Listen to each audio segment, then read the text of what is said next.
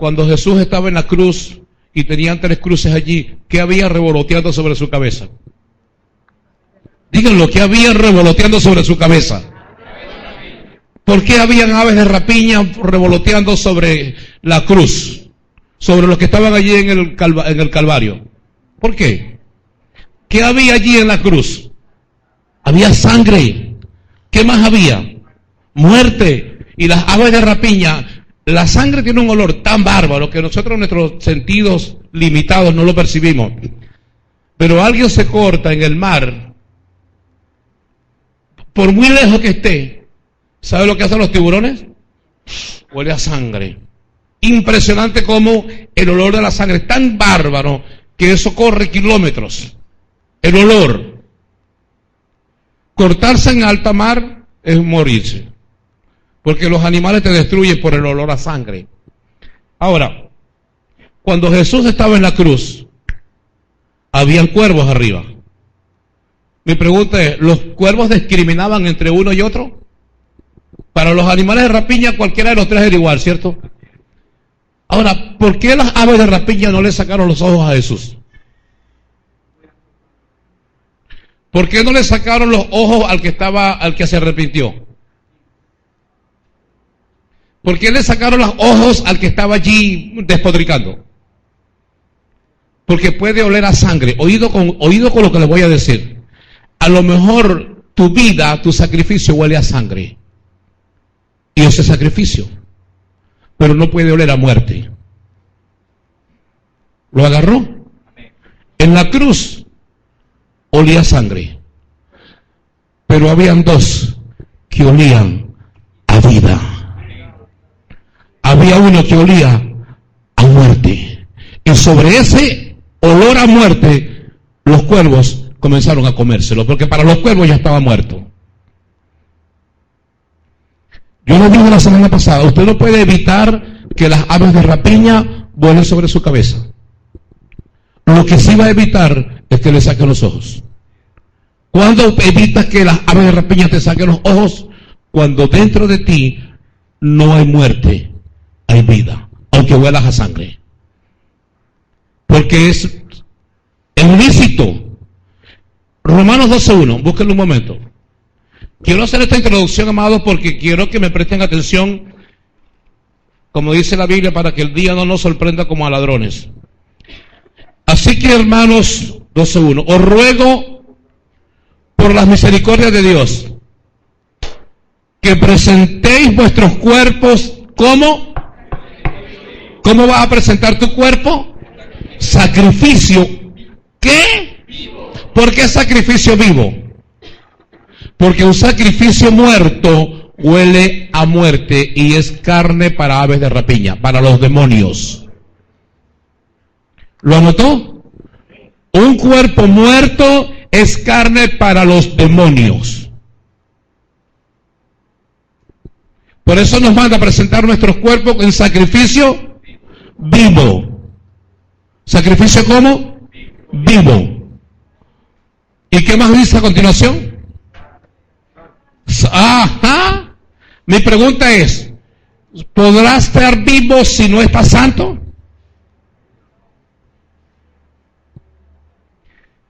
Voy a ir con calma en esto. ¿Podrá estar vivo si no es santo? No. ¿Podrá ser agradable a Dios si no está vivo?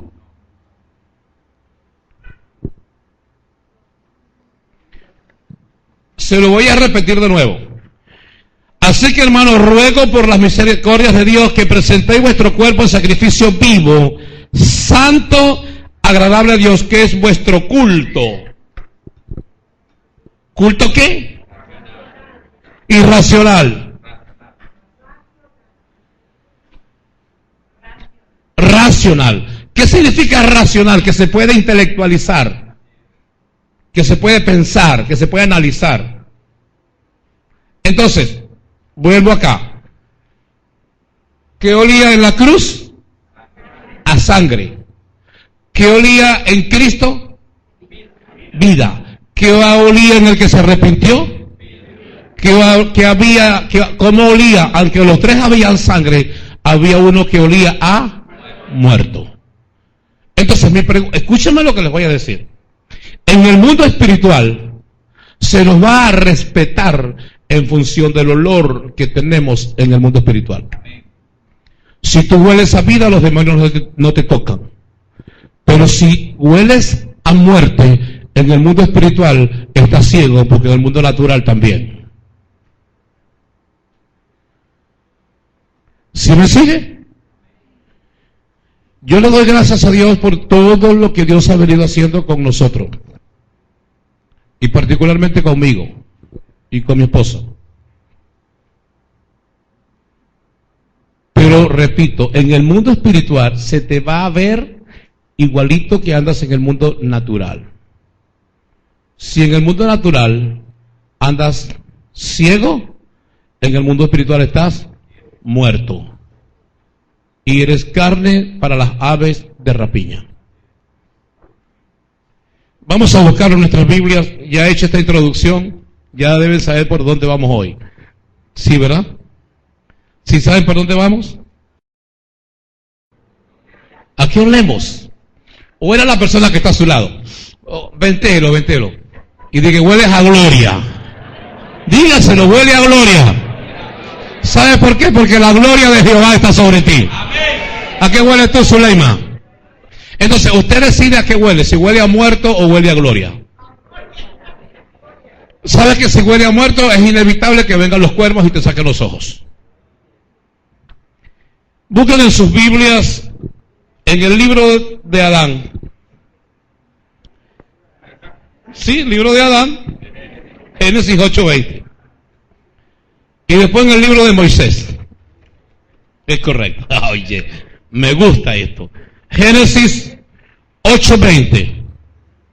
Dice la palabra de Dios así. Y edificó Noé un altar a Jehová. Ojo. Y edificó Jehová un altar a Jehová. Y tomó de todo animal limpio. ¿De todo qué? Les voy a explicar algo con respecto al animal de ayer y al animal de hoy. Y edificó Noé un altar a Jehová y tomó de todo animal limpio y de toda ave limpia y ofreció holocausto. ¿Sabe qué es holocausto? Diga, sacrificio en el altar. ¿Cómo usted hace para usted ofrecer sacrificio en el altar que no huela a sangre y por el olor de la sangre atraen a las aves de rapiña? ¿Cómo hace?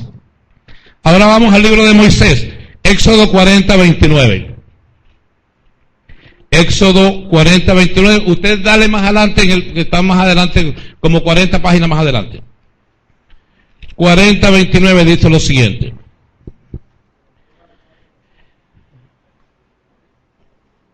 Dice lo siguiente: y colocó el altar del holocausto a la entrada del tabernáculo. Ojo con esto. ¿Dónde colocó el altar del sacrificio? A la entrada del tabernáculo. ¿Qué era el tabernáculo? ¿Qué era el tabernáculo? El lugar donde moraba la presencia de Dios. Ojo, pongan atención. ¿Dónde estaba el sacrificio? En la entrada del tabernáculo. ¿Por qué no estaba adentro? Lo que pasa es que no se ofrece, oído con lo que les voy a decir, no se ofrece el sacrificio en el lugar santísimo. Se ofrece el sacrificio para llegar allá. Pongan atención. ¿Cuál era? 40:29. Y colocó el altar del holocausto a la entrada del tabernáculo de reunión, y sacrificó sobre el holocausto, sobre él, holocausto y ofrenda, como Jehová había mandado a Moisés. ¿Cómo se hace el sacrificio? ¿Cómo se presenta el holocausto? Limpio. Mi pregunta es, ¿tú quieres hacer un sacrificio para Dios? ¿Cómo tiene que ser? Yo tengo unos códigos en mi cabeza que yo estuve sacando de esto, pero son duros. Son códigos. Como que les dije ahorita, de que cuando se iba, Jesús pasaba por Jerusalén y habían demonios. Los demonios, ¿qué hacían? Se postraban. Y yo estuve preguntando, Señor, perdóname por esto. ¿Quiere decir que habemos cristianos que tenemos un estatus inferior a los demonios? Porque ni se postran ni lloran y lo que hacen es mecánico. ¿Saben lo que son las plañideras? En el Antiguo Testamento, cuando había un velorio, ¿a quién contrataban? A las lloronas. Era gente que se especializaba en llorar. Pero mi pregunta es, ¿a Dios los mueven tus lágrimas o lo que producen tus lágrimas? Son lágrimas de alguien que aprendió a llorar, que sabe llorar, pero no son lágrimas que nacen de un corazón contrito y humillado. Métanse esto en la cabeza. A Dios le mueve el corazón, no las lágrimas. Ahora, las lágrimas que nacen de un corazón contrito y humillado, tú no desprecias, Señor. Mi pregunta es, ¿hay alguien aquí hoy que necesite restaurar su altar? ¿Usted cree que sí? Yo necesito restaurar mi altar. Ahora, gente en la Biblia, como Adán y Eva. ¿Qué pasó con Adán y Eva? Al principio, arruinaron su altar. ¿Qué pasó con Caín? ¿Cuándo arruinó su altar? ¿Cuándo mató a quién? A su hermano. ¿Qué hizo Noé? ¿Cuándo arruinó su altar? Cuando se metió en la pea, perdió el control y andaba por ahí saltando desnudo. Borracho no es gente, ¿vio? Y yo sé que todos los que estamos acá, antes no éramos precisamente la Virgen María. Ni San José de algo. ¿Cuántos de los que estamos acá hoy no pasamos por una pega tremenda que ni acordamos de dónde venimos? Hombres y mujeres. Pero aquí Noé también le pasó lo mismo. Ahora, ¿eran o no eran hombres de Dios? Pero en algún momento echó a perder su altar. ¿No lo hizo Moisés? ¿Cuándo Moisés arruinó su altar? Y agarró lo que no hizo él, lo que no escribió él, y lo reventó contra el piso molesto. Y después tuvo que ir él a escribirlo él. Y arruinó su altar también. O sea, cuando usted revisa la Biblia de Génesis y Apocalipsis, la Biblia está llena de gente que arruinaron su altar. Les voy a nombrar otro. Vamos a ver. ¿Qué hizo Josué? Josué fue negligente en algún momento en conquistar una batalla para Dios, y también Dios lo cortó, tuvo problemas con Dios. Saúl. ¿No arruinó Saúl su altar y su vida y terminó malamente muerto por él mismo? ¿Asesinado o muerto? ¿Suicidio? El dulce cantor de Israel, el hombre conforme al corazón de Dios, ¿no arruinó su altar cuando mandó a asesinar a su amigo, a su pana, a su compañero para quedarse con la mujer? ¿O para ocultar que la mujer estaba preñada? Porque no fue para quedarse con ella, no, fue para ocultar que estaba preñada. ¿No fue lo mismo que hizo Pedro? Cuando Pedro salió y Jesús le dijo, Pedrito, estás muy sobrado. Estás pecho de paloma, Pedro, tú crees que tú eres una maravilla. Esta noche, antes de que cante el gallo, me vas a negar 3 veces. No, Señor, ¿cómo es de Ramón? Y cuando Pedro lo presionaron en el pueblo, ¿qué hizo con Jesús? No fue que lo negó, fue que lo maldijo. Ojo, maldijo, blasfemó, porque como se parecía a Jesús, tenía que tener una actitud que negara la conducta de Jesús. Como Jesús no maldecía, Pedro tuvo que maldecir.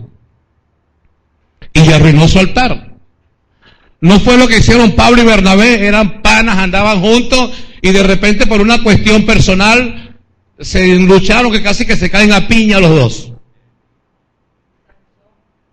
No, y pudiéramos hablar de muchos. Mi pregunta es, ¿no los dejó de usar Dios por eso? ¿Qué le le dijo Jesús a Pedro? Y vamos a ubicarlo en Pedro. Cuando Pedro falló, al extremo que falló, ¿qué le dijo Dios a Pedro? ¿Qué hizo Dios con Pedro? Imagínense el cuadro. Va Jesús, canta el gallo, Pedro recuerda lo que Jesús le dijo, sus ojos, según lo que nos enseñan en la película, miraron a Jesús de frente, Pedro lloró como. Y vamos a hablar de cómo se restaura un altar. Pedro, ¿qué hizo? Lloró amargamente. Y resulta que cuando Jesús resucita, vaya y díganles a todos, y a Pedro. ¿Por qué el y a Pedro? ¿Cómo se siente alguien cuando ha roto su altar? Desechado, decepcionado, pecador, afligido y se descarría. Entonces, una persona que ha roto su altar necesita que Dios le hable a su corazón. Podemos hablarle de otros más, muchos en la Biblia, que arruinaron su altar. Mi pregunta, y le puedo hablar de Luis, del pastor Rangel, de todos los que hemos arruinado nuestro altar en algún momento. Mi pregunta es, ¿cómo nos hemos sentido cuando nos damos cuenta de que estamos arruinando el esfuerzo que Dios ha hecho por nosotros? Es más, arruinando el sacrificio que Dios ha hecho por ti. ¿Qué hacemos en ese momento, Rubén?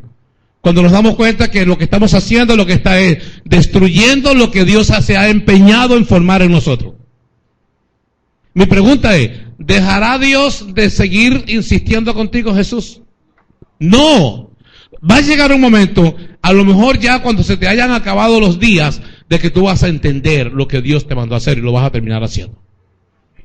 Pero tenemos que tener esto claro, amado. Esto no se trata de que aquí nadie se equivoque, de que aquí nadie es perfecto. No se trata de nosotros, se trata de Dios en nosotros para arreglar nuestro altar. Si usted cree, y le voy a hablar de cuáles son los problemas que tenemos para arreglar nuestro altar. Y el número uno es pensar que todo el mundo está mal menos usted. Un obstáculo grave para arreglar el altar, abuela, es que usted cree que todo el mundo está equivocado y que la única que tiene la razón es usted. Usted está mal. Porque si yo creo que lo que yo hago todo está bien y lo que hacen los demás todo es malo, entonces yo estoy mal. ¿Por qué? Porque todos de una forma u otra tenemos algo que arreglar en nuestras vidas delante de Dios. Entonces, el primer problema que tenemos nosotros para arreglar nuestro altar es la autosuficiencia. Que tiene que hacer como yo. Tiene que orar como yo. Hay gente que hasta ver un programa deportivo, eso es del diablo. ¿Usted cree en eso? No, porque la Biblia dice que el deporte para nada aprovecha. Entonces, ver un juego de fútbol, eso es del diablo. ¿Será verdad eso? No. Porque imagínense, nosotros, vente Luis, vamos a ir a Samaria. ¿Cómo íbamos a Samaria? En una Pepe Sol y ¿qué más? A pie, ¿qué más?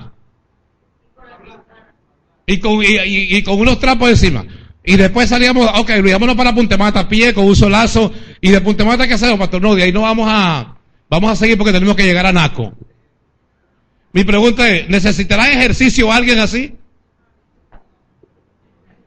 No. Ahora, bueno Luis, vámonos para Naco caminando. Llegamos acá. Ahora Luis, nos toca hacer deporte. Oye Luis, nos toca hacer ejercicio. ¿Qué ejercicio si llega deshidratado, cansado, agotado? Antiguamente la gente no hacía ejercicio porque la gente caminaba. Y además de eso tenía que cargar el agua encima porque eran desiertos. Ahora imagínense usted, María, Heidi, Elenia, Dorlin. Digan, mira, vamos a ir a Caripito. Ah, bueno, móntense 8 litros de agua cada uno en el hombro. Más unos panes, y empiezan a caminar.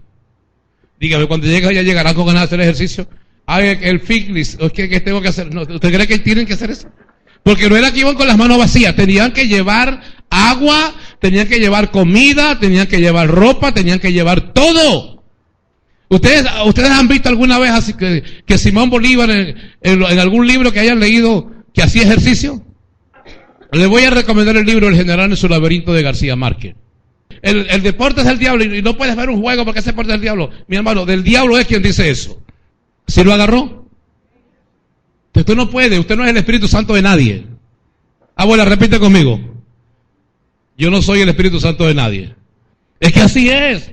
Entonces tenemos un error. Uno de los problemas graves para nosotros restaurar nuestro altar es pensar que todo el mundo está equivocado menos yo. Y jugamos a ser el Espíritu Santo de todo el mundo menos de nosotros mismos.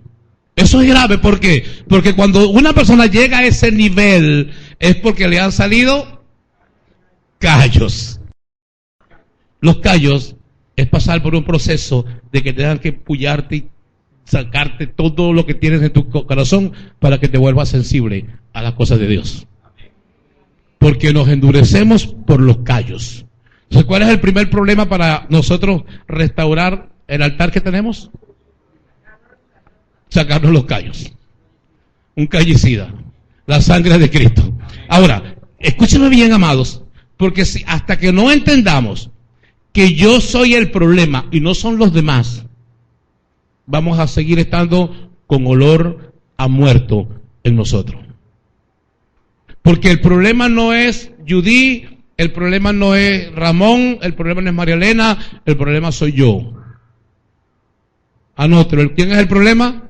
No diga que usted, no, usted. ¿Quién es el problema? Yo, el problema soy yo. Entonces Dios va a tratar conmigo cuando yo entienda en mi espíritu que el problema soy yo. Y que hasta que no me quite yo para ponerlo a Él, voy a seguir teniendo problemas. Porque la fórmula es, María, Dorri, menos de mí, menos de mí y más de Dios en mi vida. ¿Cuál es la fórmula? Menos de mí y más de Dios en mi vida, porque si no hay demasiado de mí, y Dios me va a decir, te estás convirtiendo en un problema, en un callo. Entonces, ¿qué necesitamos hacer? O sea, si yo no entiendo que en mi familia la transformación, la restauración comienza por mí y después comienza a bajar, no estoy haciendo nada. ¿Nosotros qué hacemos? De pronto viene Marco y le dice a las niñas, tienen que ir a la iglesia porque ustedes lo necesitan. ¿Quién es el problema? Él. ¿Por qué? Porque él cree que es una maravilla y que el problema lo tienen los demás. No, vamos a ir allá. Entonces, en lo que Dios trate conmigo, también va a tratar con ustedes porque yo soy la autoridad.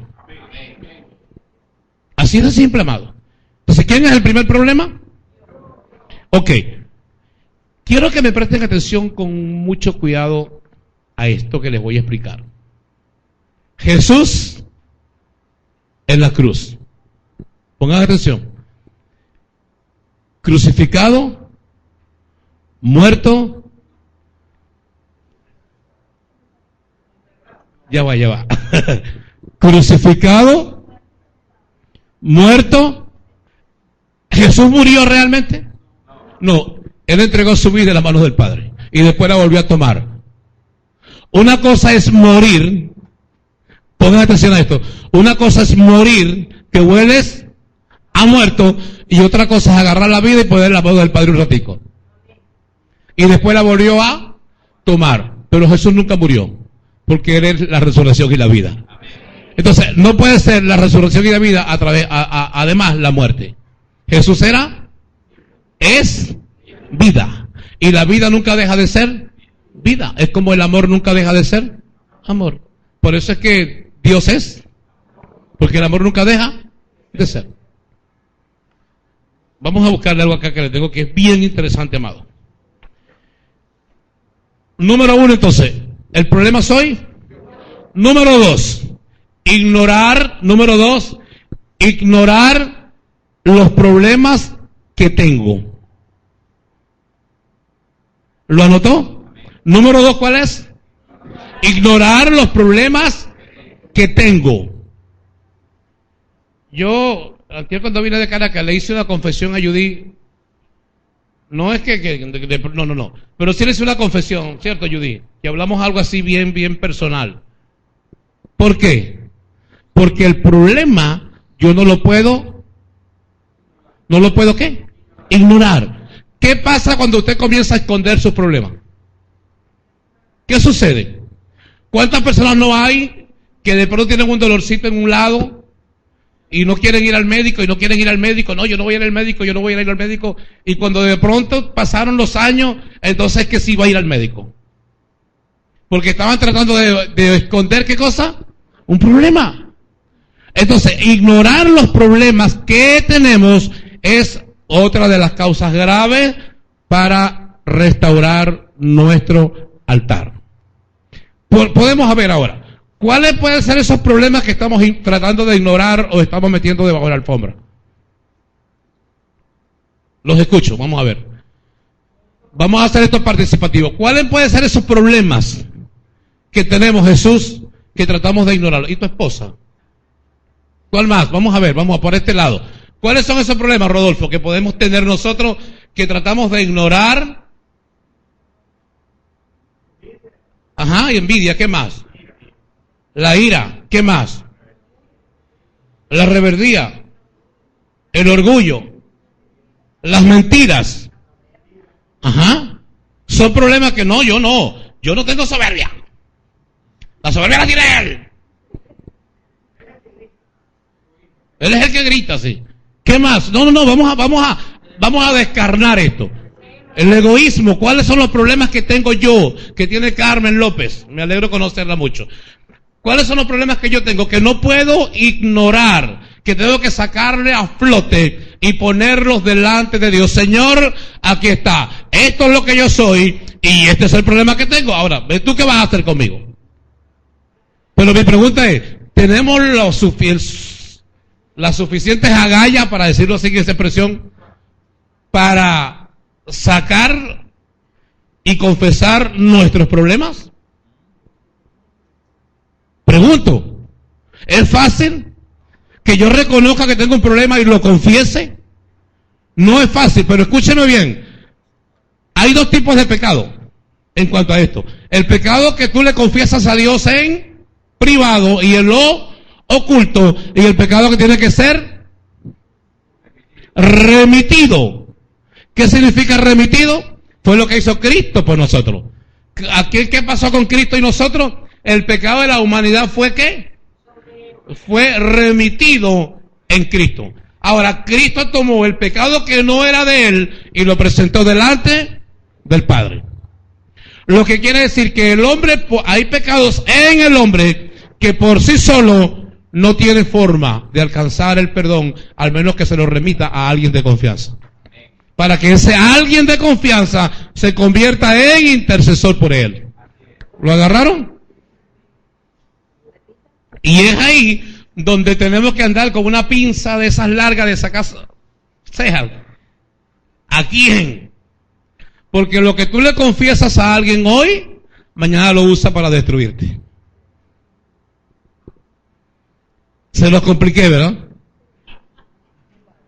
Sí, ¿verdad que se los compliqué? Porque hay un pecado que debe ser ¿qué? Confesado delante de Dios. Usted solo en su cuarto, porque eso no es problema de nadie. Pero hay otro que se convirtió en público, que tiene que confesarlo públicamente. Y hay un pecado que es remitido, que lo tienes tú, que tienes que confesárselo a alguien, para que ese alguien interceda por ti y Dios te perdone a través de alguien. Amén. ¿Sí lo han visto así? Entonces, ahora, ¿qué hago yo cuando ignoro que tengo un problema? Le puedo pedir a Dios todo lo que yo quiera, pero hasta que no remita mi pecado, Dios no me escucha. Y el problema cada día se va agravando. ¿Por qué? Porque no estoy haciendo lo que tengo que hacer. Entonces vamos a rectificar. Primer problema para restaurar mi altar es, ok, ¿qué significa ese yo? Que estoy ignorando, número uno, ignorar los problemas. Número dos, ignorar los problemas que tengo, ¿cierto? Número uno, ¿cuál era? Vamos a ver, ayúdenme. Pensar que todos los demás están mal. Ok, ¿cuál sería el número 3? Vamos a ver, ¿cuál sería el 3? Aislarse y quedarse solo. Escúchame bien esto. Una persona, Dorly, que es... ¿Dónde está Simón? Ok. Que es jovial, que viene y saluda. ¡Epa! Y de repente comienza a retraerse y comienza a aislarse. ¿Cuál es la señal que está lanzando? Automáticamente. Ya va, pero ¿qué le estará pasando a Dorly? ¿Por qué? No sé, porque ahora ella llega y se queda por allá calladita. Algo está pasando. ¿Por qué uno sabe que algo está pasando? Porque esas no son sus características. Entonces, se tiende a aislar y a quedarse sola porque hay algo que la está agobiando, y mientras no lo confiese, su altar se destruye. Gracias, papá. ¿Sí me explico? Ahora, préstame atención a esto. Todo lo que usted necesita para agradarle a Dios, tiene que ofrecérselo a Dios ¿cómo? En un sacrificio vivo, santo y agradable, para que Dios lo pueda recibir y le pueda dar lo que usted le pide. Ahora, ¿qué pasa con una persona que tiene su altar arruinado? Escucho otra sugerencia. ¿Qué sucede con una persona que tiene su altar arruinado y no quiere repararlo? Escúcheme lo que les voy a decir, présteme atención. Si yo ofrezco y trato de ofrecer a Dios un animal inmundo, ¿qué va a pasar con ese sacrificio? Y Dios no lo... Ahora, si el sacrificio... Oído con lo que le voy a decir. Si el sacrificio soy yo y trato de ofrecerme en el altar inmundo, escúcheme bien, ¿qué soy para Dios? Soy como los animales inmundos. Oído con esto. En el Antiguo Testamento se cambió el animal por Jesús. ¿Lo anotó? Jesús se convirtió en el Cordero de Dios. Ahora, y más adelante, después que Cristo ascendió, ahora el sacrificio, ¿quién es? Yo. Pero cuando yo estoy inmundo, para Dios es como si estuviera haciendo los sacrificios inmundos en el Antiguo Testamento. Estoy mal. Mi pregunta: ¿qué logramos nosotros cuando ocultamos que tenemos problemas en nuestra familia? Que tenemos problemas en nuestro matrimonio. Que tenemos problemas con nuestros hijos. Y entonces pensamos, no, es que si se lo confieso a Luis, después no, es mi familia. Por ejemplo, en el caso de Luis. Luis tiene un problema, que Dios lo bendiga, lo cubre, lo ampare, como decía mi papá, como me enseñaron ayer, andiresca. ¿Sabes lo que significa andiresca? Dios te bendiga y te favorezca, resumido. Bendición, mi tío, andiresca. Dios te bendiga y te favorezca. Suponte que Luis tiene un problema con un familiar, pero no se lo confiesa a Joel porque él trata de mantener un estatus. ¿Qué prevalece más? ¿La restauración de su familia o tratar de mantener un estatus? ¿Y qué papel está haciendo él delante de Dios? De animal inmundo. ¿Sí me está siguiendo? O sea, cuando no entendemos que tenemos problemas que necesitamos restaurar, nos estamos convirtiendo en animales inmundos delante de Dios. Porque mi pregunta es, ¿habrá alguien aquí que no tenga problemas? No, todos lo tenemos. De una forma u otra. ¿Cómo se restaura ahora un altar? Pregunto. Ya vimos lo que lo impide. Ahora, ¿cómo se restaura? Después vamos a ver las bendiciones que vienen como consecuencia de tener un altar restaurado. ¿Cómo se restaura un altar? Ajá, básicamente. Vamos a irnos a lo que les expliqué al principio. Los demonios. ¿Qué hacían los demonios con Jesús? ¿Dónde se comienza a restaurar mi altar? Cuando comenzamos ¿a qué? A postrarnos delante de Dios. Alguien me contó un testimonio en esta semana Una persona que le dio una enfermedad muy fuerte en la nariz, una alergia terrible, una sinusitis crónica, y el médico le dijo, o eso se te cura o te puede infectar el cerebro. Yo no sabía eso.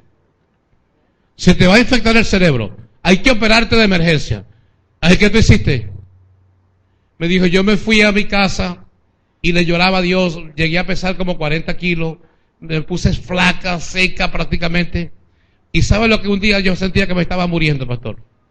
Y me paré de mi cama arrastrándome, porque no aguantaba con los dolores, y me puse la cabeza en la poceta, bajé la tapa y me puse la cabeza ahí, y desde allí comencé a clamarle a Dios que me sanara, pero con un clamor tan tremendo, pastor, clamándole a Dios con desesperación, que me paré de allí y me fui, me acosté y Dios me permitió dormir. Y el Señor me sanó. Pero ¿sabe lo que me entendí después? Que Dios me sanó. Se lo voy a explicar como ella me lo dijo. Dios me sanó cuando entendí que yo estaba tan mal, que fui a tener al sitio donde se arroja lo que está mal. Lo agarró.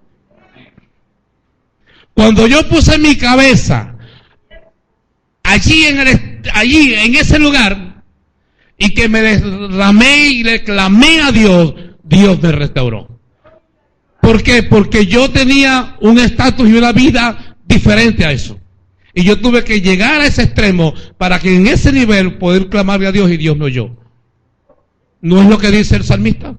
Este pobre clamó a Jehová y Jehová lo oyó, envió su palabra y lo sanó.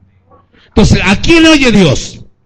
Porque una cosa es muy bueno que venga Mariana a su casa y vaya a orar y busque un cojincito, ponga una música, porque nosotros tenemos esa mala costumbre, pensamos que adoración es música, adoración no es música.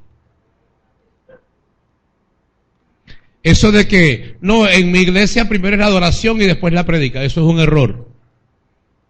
Y es un error feo. Porque desde que usted entra por esa puerta, usted adora. Desde que usted se sienta, usted adora. Cuando usted se para y bebe agua, usted adora. Todo lo que usted hace es adoración. No es que primero la adoración y después la predica, no, eso es un error. Entonces, fíjense, pónganme atención a esto. Cuando una persona entiende realmente su condición y la pone delante de Dios, ¿qué creen ustedes que hace Dios? Primero lo escucha, pero ¿cómo? ¿Qué necesitamos nosotros hacer para ir a Dios y derramar nuestro corazón delante de Dios y que Dios realmente nos escuche? ¿Qué necesitamos hacer?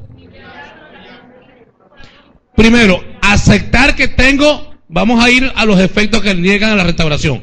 Número 1, no estar echando la culpa a los demás. Número 2, aceptar que tengo un problema. Y número 3, no aislarme.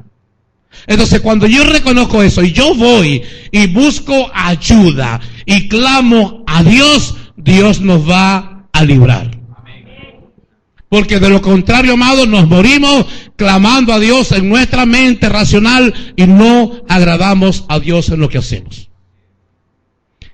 Número 2, se restaura un altar a través de ¿qué?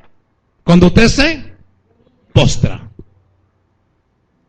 ¿Es fácil eso, adorable? ¿A postrarse? ¿Usted cree que es fácil postrarse delante de Dios? ¿Sabes de que a quién tienes que renunciar? A que dentro de ti hay demasiado de ti. Y como dentro de ti hay demasiado de ti, entonces no hay quebrantamiento posible. ¿Sí estamos aprendiendo? Yo no quiero que usted grite, no. Quiero que entendamos algo, amado. Yo necesito restaurar el altar de mi casa. Yo necesito restaurar el altar de mi familia, el de mi vida laboral, el de la vida profesional, el altar de todo, en todos los niveles donde yo me pare y tengo que edificar un altar. Y los niveles donde tú estés, tu altar tiene que estar arreglado, porque si no hay un altar arreglado y si no hay un sacrificio, no hay fuego. No está Dios. Y un altar sin Dios es un monumento para los ídolos. ¿No es eso lo que hacen los babalaos? ¿Y lo que hacen los brujos? ¿Pero tienen un altar lleno de velas y un poco de muñecos? ¿Está Dios ahí? No. Ok, número 2. Se restaura el altar a través de la... ¿Por qué? ¿Por qué se restaura un altar a través de la cruz? Porque diga, la cruz establece un antes y un después en la humanidad. ¿Cómo es esto que la cruz establece un antes y un después? ¿No eras tú antes de Cristo una persona y después de Cristo otra? Pero estamos tan familiarizados con la cruz que nos hemos olvidado de los beneficios de la cruz. Y el peor error que comete un cristiano es olvidarse que por las llagas de Cristo usted fue sanado, que por sus heridas, que por su sangre, que por todo lo que sucedió en la cruz, usted es la persona que es hoy y puede alabar al Señor con libertad como lo hace hoy. Si no entendemos eso, amados, estamos muertos espiritualmente porque nos estamos olvidando del puente que estableció Dios entre Él y el hombre que se llama Cristo y Cristo crucificado. ¿Usted cree que fue que Pablo estaba loco cuando dije, yo toda la sabiduría humana que tenía, la di por basura y no me propuse conocer a nadie más sino a Cristo y a Cristo crucificado? ¿Por qué? Porque Cristo resucitado, Cristo crucificado es el todo en la vida de los seres humanos. ¿No se dan cuenta que ahorita no se habla de la cruz? ¿De qué se habla? Pacta, venga, siembra, aleluya, gloria a Dios. ¿Cierto que sí? ¿Dónde está Cristo crucificado en el altar? Con Cristo pasa lo mismo que pasó aquí en un momento para hablar un poquito de historia. Hay una canción de Ali Primera que decía que los niños, la gente que tiene plata, cuando iban a llevarle flores al panteón, no iban a llevarle flores para agradarle, sino iban para asegurarse de que estaba muerto. Bien muerto, Libertador, bien muerto. ¿La han oído? Entonces, cuando nosotros hablamos de la cruz de Cristo, hablamos de la cruz de Cristo, de un Cristo muerto que la gente carga en el cuello, pero nos olvidamos del beneficio de la cruz. Y todo lo que usted es, todo lo que usted hace y todo lo que usted quiere lograr, tiene que pasar a través de la cruz. Pablo dijo, con Cristo estoy juntamente crucificado. ¿Usted quiere restaurar su altar? Entonces crucifíquese con Jesús. ¿Cómo hago esto? Se lo explico. ¿Quiere saber cómo lo hace? ¿Cómo me crucifico yo con Jesús? Cuando usted cumple su palabra, la vive, se hace parte de usted y usted se hace parte de ella. Si no es así, entonces usted no está crucificado con Cristo y usted no es cristiano.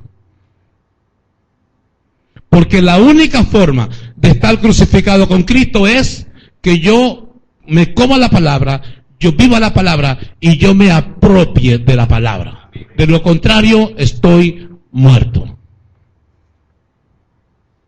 ¿Alguien acá está crucificado con Cristo? Ahora, ¿qué significa estar crucificado con Cristo? Bueno, ayúdeme. Quiero hacer esto interactivo. Ayúdeme. ¿Cómo se está crucificado con Cristo Jesús? ¿Qué entiendes tú de esto? Dígame.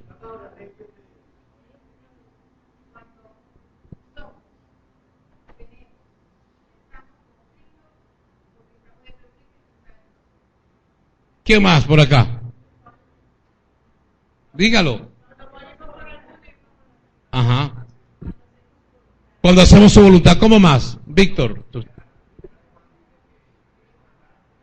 Ajá. ¿Cómo estamos crucificados con Cristo? Y mi pregunta es, ¿será que nuestros deseos carnales están muertos? ¿Aló?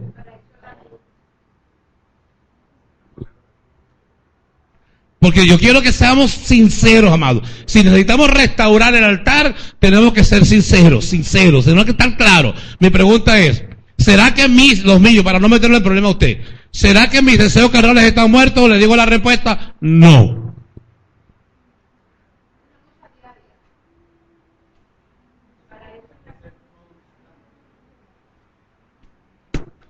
¿Será que no nos llenamos de pasiones y de ira y de todas las cosas? Claro que lo hacemos. ¿Y qué hacemos con eso? ¿Nos cargamos con eso o salimos corriendo al único lugar donde podemos hallar consuelo a nuestra alma? Podemos hallar la fortaleza para continuar. Número 3.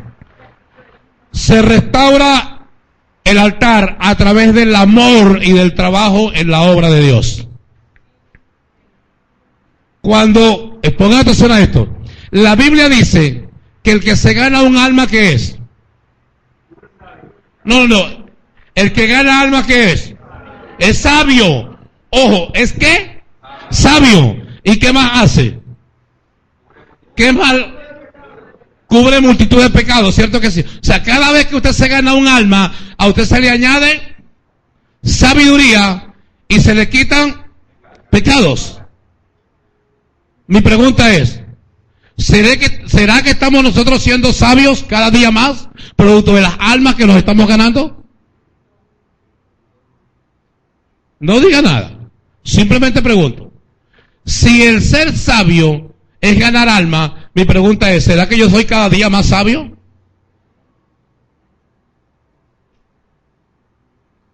¿Qué creen ustedes? ¿Será que cada día se me perdonan mis pecados o cada día me agrego más? Vamos a preguntarlo, o sea, ¿cómo restauro yo mi altar cuando yo tengo pasión por ganar almas, amor a las almas? Si no hay amor a las almas, no hay restauración posible, porque Cristo murió y te entregó el ministerio de la reconciliación. Y la cuestión es tan bárbara que dice que es como si Cristo en ti estuviera gimiendo a las almas que se convirtieran a Él. Ahora, ¿cómo hay un Cristo dentro de ti que no clama por las almas? Si Él murió para eso. Explícamelo algo. Si yo digo que soy cristiano y no tengo amor para predicarle a nadie, mi pregunta es, ¿será que Cristo está dentro de mí? Porque una característica de alguien que tiene un altar restaurado es el amor que tiene por las almas. ¿Dónde está el suyo?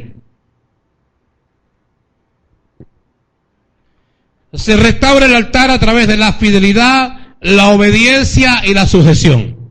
¿Será que esto es fácil? En el cuartel es fácil.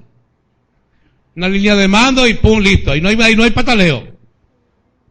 Pero mi pregunta ¿es fácil sujetarse, ser fiel y obediente a Dios? No. Ahora, Rubén, si yo sé que no es fácil, Luis, ¿cómo trato yo de ser cristiano por mis fuerzas?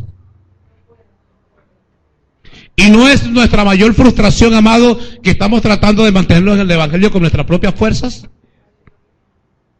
Porque ya aprendimos unos cánticos, nos aprendimos unos versículos bíblicos, y la paga del pecado es la muerte, y gloria a Dios y aleluya, yo soy miembro de la iglesia Camino a Jesús.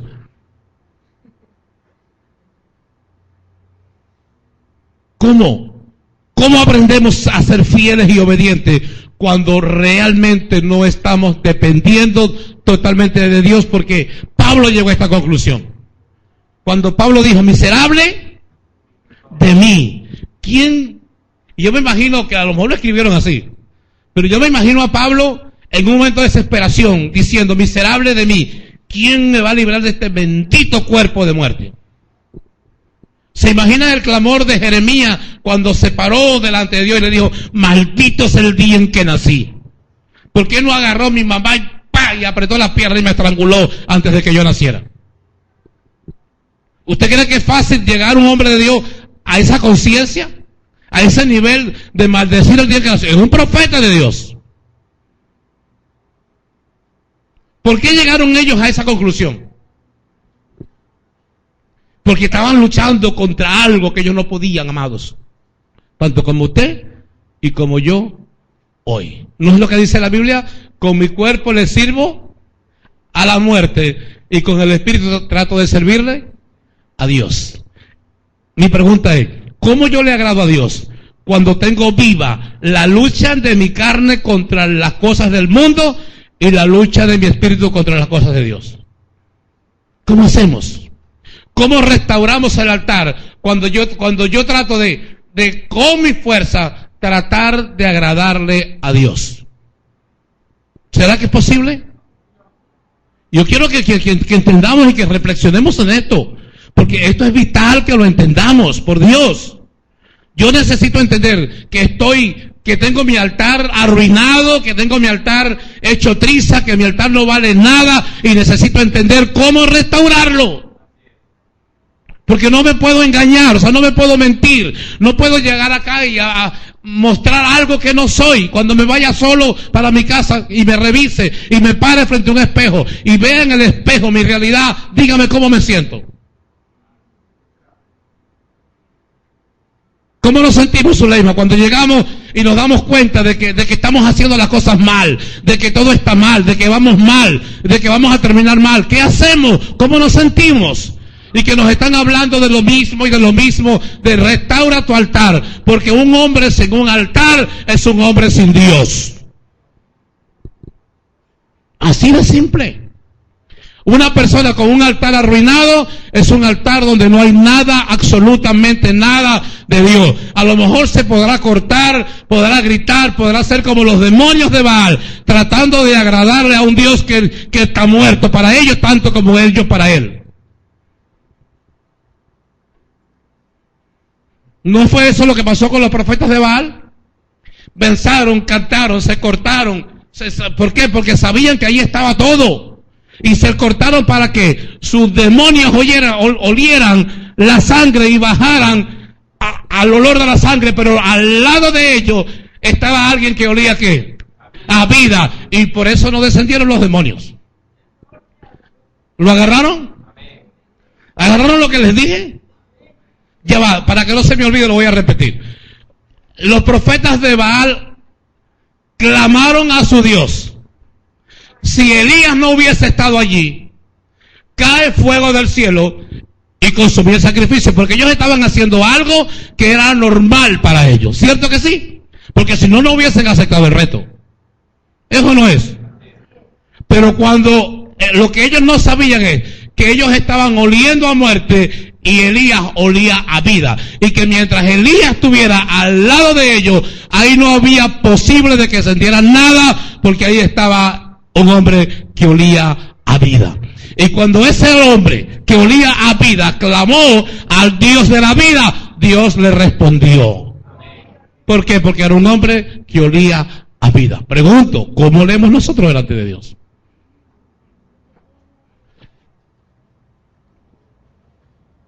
¿Queremos restaurar nuestro altar? Otro elemento, tener hambre de Dios. ¿Cómo usted restaura su altar? Dígame, ¿cómo lo restaura? Teniendo hambre de Dios. Ahora, ¿qué significa tener hambre de Dios? Yo le voy a preguntar a alguien de verdad. ¿Tengo yo hambre de Dios? Pregúnteselo. ¿Realmente tiene usted hambre de Dios? No responda. Pregúnteselo, amado. ¿Qué significa? ¿Cuál es la manifestación de tener hambre de Dios? ¿Cómo usted tiene hambre de Dios? Ponerle un ejemplo. Llego a mi casa, pongo la Biblia, la dejo en un sitio, hago lo demás y recuerdo la Biblia el próximo domingo. Si acaso. ¿Es eso tener hambre de Dios? Mire, amados, le voy a explicar algo. En el Antiguo Testamento, David, Daniel, esa gente lo que tenían eran 5 benditos libros, conocidos como el Pentateuco. 5 libros: Génesis, Éxodo, Levítico, Números, Deuteronomio. 5. ¿Y sabes qué decían? Es tu palabra para mí mi delicia de día y de noche. Tu palabra es mi delicia de día y de noche. No tenían ni los salmos, ni los proverbios, ni los libros proféticos, ni el Nuevo Testamento.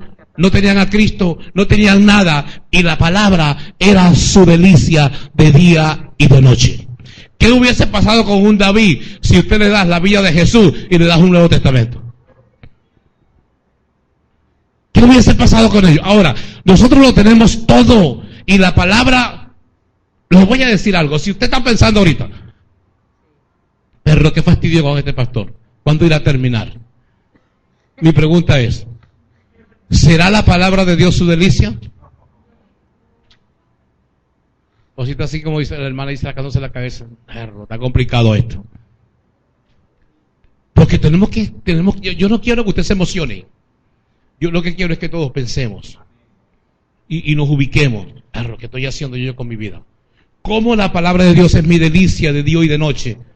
Cuando yo prefiero congregarme por enlace o por el programa Abriendo Camino o por manantial o por lo que usted quiera, pero no tiene compromiso con Dios. Dígame, ¿cómo tiene hambre de Dios?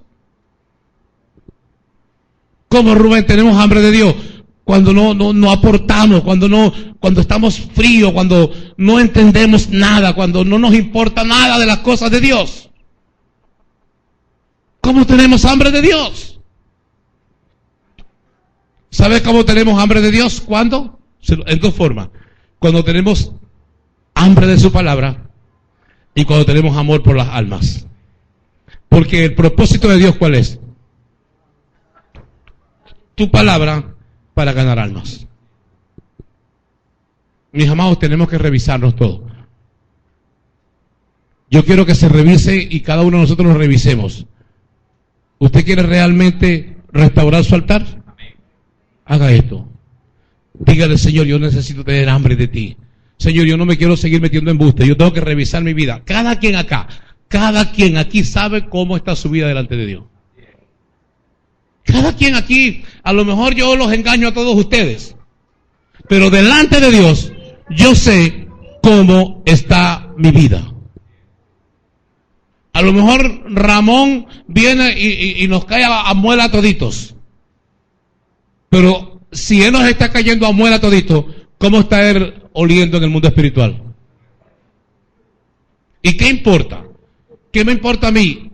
¿Cómo me ven ustedes cuando delante de Dios estoy muerto? ¿No da tristeza esto?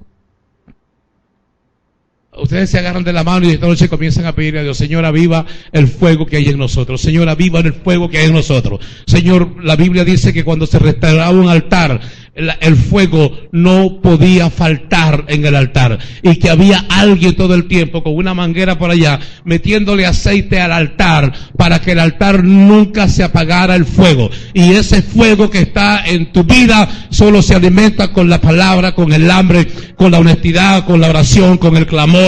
Cuando tú vas delante de Dios y te arrodillas, cuando tú le clamas a Él, esos son es el combustible que tú le pones a tu lámpara para que el fuego nunca se apague y tú nunca te rindas delante del Señor y continúes adelante por encima de los problemas que tengas. Y quiero terminar con esto, Salmo 31. Fíjense la nota que le tengo acá, en base a Romanos 12:1. Si yo no me sacrifico en el altar, el animal que hay en mí prevalecerá. Se lo voy a explicar de nuevo. ¿Qué dice Romanos 12:1? Presentad como sacrificio vivo. Ojo, si yo no me sacrifico en el altar, el animal que hay en mí va a prevalecer. ¿Cuál es el animal? La carne. Ahora, ¿qué tengo yo que ofrecer? ¿Qué tengo yo que hacer con ese animal? Sacrificarlo en el altar. Salmo 31, versículo 10. Salmo 31, versículo 10 en adelante. Quiero que leamos esto con calma y que cada quien, esto lo escribió David después de. Fíjense y quiero que lo lean con atención. Porque mi vida se va desgastando de dolor y mis años de suspirar. Presten atención a esto. ¿Qué dice David? Mi vida se va desgastando de dolor y mis años de suspirar. Se agotan mi fuerza a causa de mi iniquidad y mis huesos se han consumido. De todos mis enemigos soy objeto de oprobio. ¿Cuándo escribió David esto? Después que se metió en el problemón que se metió. No solamente fue el Salmo 51 como clásicamente lo conocemos. Y todo el mundo se burlaba, lo señalaban. Fíjense bien, de todos mis enemigos soy objeto de oprobio, y de mis vecinos mucho más, y el horror de mis conocidos. Los que me ven fuera huyen de mí, viene la peste. He sido olvidado de su corazón como un muerto, he venido a ser como un vaso quebrado, porque oigo la calumnia de muchos, el miedo me asalta por todas partes, mientras consultan juntos contra mí e idean quitarme la vida. Mas yo en ti, oh Jehová, digo, tú eres mi Dios. En tu mano están mis tiempos. Líbrame de la mano de mis enemigos y de mis perseguidores. Haz resplandecer tu rostro sobre tu siervo. Sálvame por tu misericordia. Quiero que anoten este salmo y lo analicen en sus casas. Mis amados, préstenme atención. Vamos a hacer un ejercicio de honestidad hoy. Ojo, vamos a hacer un ejercicio de honestidad. Y vamos a presentarnos delante de Dios hoy consciente de cómo está nuestro altar. Usted no puede vivir, ni yo puedo seguir viviendo con un altar arruinado. Para Dios no sirve. Para Dios todo lo que yo le ofrezca en un altar arruinado es olor a muerte para Él y es el sitio para las aves de rapiña. Vamos a pedirle a Dios que en esta mañana restaure nuestro corazón. Pero no es Dios que lo restaure, es quien debe determinar yo debo determinar restaurar. De lo contrario no estamos haciendo nada. ¿Sí me estoy explicando, amados? ¿Cómo restauramos nuestro altar? Póngase sobre sus pies, pies, pies, pies, pies, pies.